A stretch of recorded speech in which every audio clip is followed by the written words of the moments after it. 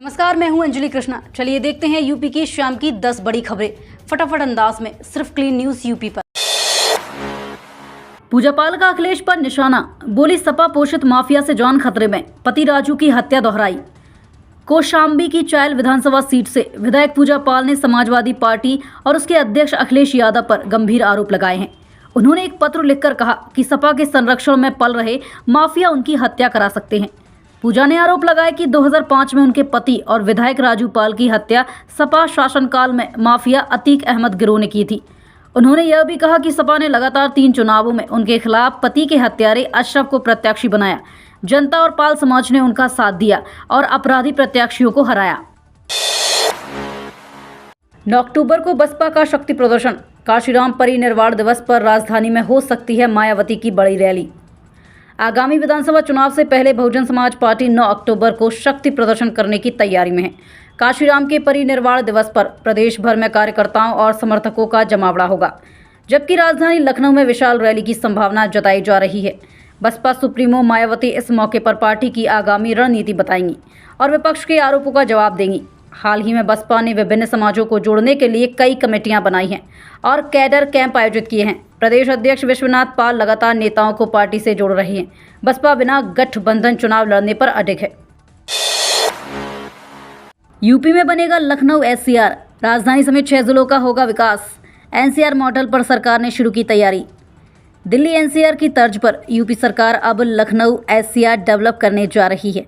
इस महत्वाकांक्षी प्रोजेक्ट में राजधानी लखनऊ के साथ उन्नाव, रायबरेली, बाराबंकी, हरदोई और सीतापुर को शामिल किया जाएगा।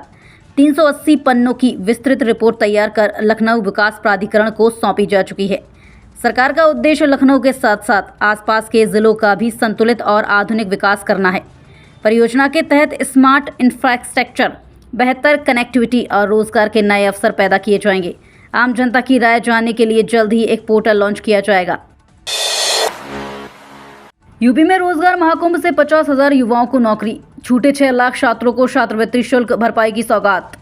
उत्तर प्रदेश में 26 से 28 अगस्त तक लखनऊ के इंदिरा गांधी प्रतिष्ठान में रोजगार महाकुंभ 2025 आयोजित होगा। इस महाकुंभ का लक्ष्य 50,000 युवाओं को राष्ट्रीय और अंतर्राष्ट्रीय स्तर पर नौकरी दिलाना है। युवाओं को भारत की नामी कंपनियों के साथ साथ जापान, जर्मनी, सऊदी अरब और यूएई में भी रोजगार मिलेगा। वहीं मुख्यमंत्री योगी आदित्यनाथ ने छूटे हुए 6 लाख छात्रों को छात्रवृत्ति और शुल्क भरपाई देने की घोषणा की है। इसके लिए छात्रवृत्ति पोर्टल फिर से खोला जाएगा और करीब 300 करोड़ रुपए की व्यवस्था की गई है। यूपी में जाम से मिलेगी राहत, 5,000 पुलिसकर्मी होंगे तैनात। महिला पुलिसकर्मियों को भी यातायात प्रबंधन की जिम्मेदारी मिलेगी। उत्तर प्रदेश में सड़क सुरक्षा और यातायात व्यवस्था को दुरुस्त करने के लिए डीजीपी मुख्यालय ने 5,000 पुलिसकर्मियों की तैनाती का आदेश जारी किया है। इनमें 557 महिला पुलिसकर्मी भी शामिल होंगी। सभी को 1 महीने की विशेष ट्रेनिंग देकर विभिन्न जोनों और कमिश्नरेट में भेजा जाएगा। लखनऊ जोन को सबसे ज़्यादा 650 कर्मी आवंटित किए गए हैं। वहीं 7 पुलिस कमिश्नरेट लखनऊ, कानपुर, वाराणसी, आगरा, गाजियाबाद, प्रयागराज और गोरखपुर को 225 पुलिसकर्मी मिलेंगे। महिला पुलिसकर्मियों को खास तौर पर शहरी क्षेत्रों में तैनात किया जाएगा। इस कदम का उद्देश्य ट्रैफिक जाम कम करना और सड़क हादसों पर अंकुश लगाना है। यूपी में एटीएम से मिलेंगे स्टाम्प पेपर, संपत्ति जांच होगी क्यूआर कोड से। योगी सरकार का बड़ा डिजिटल फैसला। उत्तर प्रदेश सरकार स्टाम्प और पंजीकरण व्यवस्था को आधुनिक बनाने जा रही है। जल्दी बैंक एटीएम की तरह मशीन से 10, 20, 50 और 100 रुपए के स्टाम्प पेपर आसानी से निकाले जा सकेंगे। इनकी सालाना बिक्री लगभग 800 करोड़ रुपए की है। सरकार संपत्ति लेन देन में पारदर्शिता लाने के लिए क्यूआर कोड आधारित सत्यापन प्रणाली भी शुरू करेगी। इससे कोई भी व्यक्ति संपत्ति के स्वामित्व, पुराने लेन देन और विक्रेता की स्थिति तुरंत जान सकेगा। साथ ही किराएदारी समझौतों के लिए 500 से 1,000 रुपए का निश्चित शुल्क तय करने की तैयारी है। 6 माह में ऐतिहासिक डाटा ऑनलाइन उपलब्ध होगा। यूपी के हर ब्लॉक से चुनी जाएगी एक ग्राम पंचायत। बीएसएनएल बनाएगा दूरसंचार समृद्ध मॉडल, मार्च 2026 तक होगी तैयार। उत्तर प्रदेश में हर ब्लॉक की एक ग्राम पंचायत को दूरसंचार सेवाओं से समृद्ध बनाने का बड़ा अभियान शुरू हुआ है। पायलट प्रोजेक्ट के तहत प्रदेश की 415 ग्राम पंचायतों को चयनित किया गया है, जिन्हें मार्च 2026 तक मॉडल पंचायत बनाया जाएगा। इस जिम्मेदारी को बीएसएनएल को सौंपा गया है।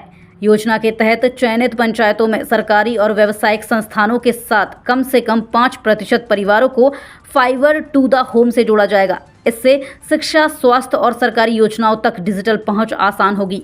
ग्रामीण क्षेत्रों में संचार सुविधाएं बढ़ाकर पारदर्शिता और समावेशी विकास को बढ़ावा मिलेगा। बुलंदशहर में बड़ा सड़क हादसा, श्रद्धालुओं से भरी ट्रैक्टर ट्रॉली को कंटेनर ने मारी टक्कर, 9 की मौत, 43 घायल।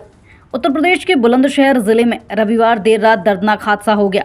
अरनिया थाना क्षेत्र के गांव घटाल के पास नेशनल हाईवे पर तेज रफ्तार कंटेनर ने श्रद्धालुओं से भरी ट्रैक्टर ट्रॉली को टक्कर मार दी। हादसे में 9 लोगों की मौत हो गई, जबकि 43 लोग घायल हुए हैं। सभी श्रद्धालु कासगंज जिले के सोरो क्षेत्र से राजस्थान के हनुमानगढ़ स्थित गोगामेड़ी मंदिर दर्शन के लिए जा रहे थे। घायलों को जटिया, कैलाश और मुनि अस्पताल में भर्ती कराया गया है। मृतकों में रफातपुर और मिलकनिया गांव के कई लोग शामिल हैं। पुलिस ने कंटेनर चालक की तलाश शुरू कर दी है। सहारनपुर में युवक की चाकुओं से हत्या, परिजनों का हंगामा, रोडवेज बस पर दबंगों का हमला। सहारनपुर जिले में 2 बड़ी घटनाओं ने सनसनी फैला दी है। बड़गांव थाना क्षेत्र के शिमलाना गांव में 30 वर्षीय मंटू की घर के बाहर चाकुओं से गोदकर हत्या कर दी गई। आरोपियों में पड़ोसी, पिता, पुत्र और चाचा शामिल हैं, जो घटना के बाद फरार हो गए। गुस्साए परिजनों ने सड़क जाम कर हंगामा किया, जिसे पुलिस ने समझा बुझाकर शांत कराया। वहीं अम्बेहटा पीर बस स्टैंड पर देर रात रोडवेज बस पर दबंगों ने हमला कर चालक परिचालक से मारपीट की। पुलिस ने सरफराज, दिलनवाज और दानिश नामक 3 आरोपियों को गिरफ्तार कर कस्बे में पैदल घुमाया। फरार आरोपियों की तलाश जारी है। भारी बारिश से रायबरेली में कक्षा 1 से 8 तक स्कूल बंद। यूपी के 30 जिलों में येलो अलर्ट जारी। उत्तर प्रदेश में दोबारा सक्रिय हुए मानसून ने कई जिलों में मुश्किलें बढ़ा दी हैं।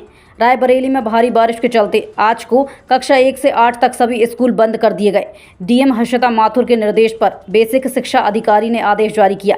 आंचलिक मौसम विज्ञान केंद्र ने आज पूर्वांचल और तराई के 30 जिलों में मध्यम से भारी बारिश का येलो अलर्ट जारी किया है। मिर्जापुर में 105 मिलीमीटर, भदोई में 98 मिलीमीटर और प्रयागराज में 72 मिलीमीटर बारिश दर्ज हुई है। वहीं फर्रुखाबाद के 162 गांव बाढ़ से प्रभावित हैं और कई जिलों में संकट बरकरार है। आप देख रहे थे क्लीन न्यूज़ यूपी की 10 बड़ी खबरें फटाफट अंदाज में। जरूरी और काम की खबरों के लिए चैनल को सब्सक्राइब करें और वीडियो को लाइक करना ना भूलें। शुक्रिया।